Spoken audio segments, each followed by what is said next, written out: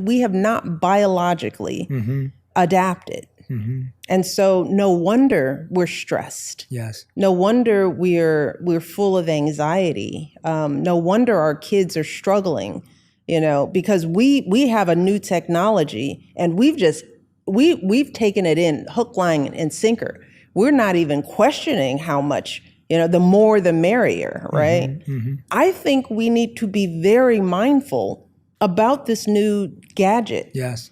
And we have to be mindful for our kids because they have no filter, right? They'll just be thumbing through this stuff, their mind's never sleeping. And as parents of my generation, we know so little about it. We don't even know how to monitor it. It's like cigarettes, right? Is it good for us? I mean, at one point, everybody smoked until we realized, oops, this isn't really good for us, right? I think we have to be cautious about this new thing that we're just lapping up. Yeah, I read an article a few years ago. Exactly. It was saying that today we absorb in one day, in 24 hours, the same amount of tragedy we would in our entire lifetime 25 years ago. Today we absorb what we would in our entire lifetime in one day. And it felt real. And that's why people feel more panicked. I mean, Barack, my husband, he's a fact-based guy. He's a science guy. Sometimes it's not popular these days, right? Having a president that believes in facts and science and all that stuff, but he's one of those people.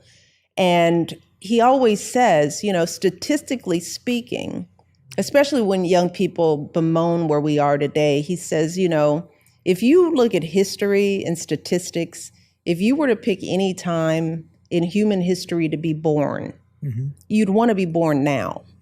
Crime, war, those rates are at the lowest, but nobody feels that. People feel more unsafe. Why? Because they're getting fed images of every crime that happens anywhere, everywhere, right? And when we were growing up, you just heard your local news, It's just like, oh, there was a fire or that kid, now we're getting everything, not just from our community, but all over the world. Stuff that's always been happening. We just didn't know about it. Yes. Now we know too much. Yes. And we're interpreting that to mean things are horrible. We went through world wars and depressions and famine. This isn't new. It's just we know everything. It's one way to look at it. Yes, absolutely. And I think you're right, because there's the incomplete information. I like the word incomplete that you said. I appreciate that kind of subtle point. Incomplete information.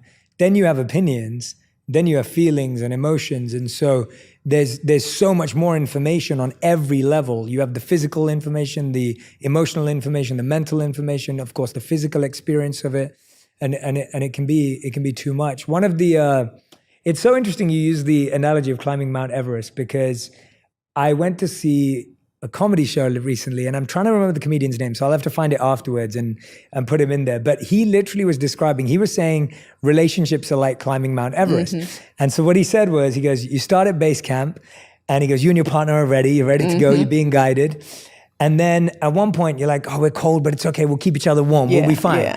And then he goes, you get to the first stop, and you go, oh yeah, like did you pack the gloves? Did you pack the gloves? And then your partner goes, oh no, I forgot the gloves. And you're like, oh, it's okay. We'll just keep our hands warm. Then you get a bit higher, and then they were like, now it's got to a point where it's really cold, and you go, why did you forget those gloves? Like, it's like the press, like, come on, like, why do you forget those gloves? Then you get to the next stop, and your partner says to you, like, you packed the sandwiches, right? And then you look at the sandwiches like, I don't know where the sandwiches are. Anyway.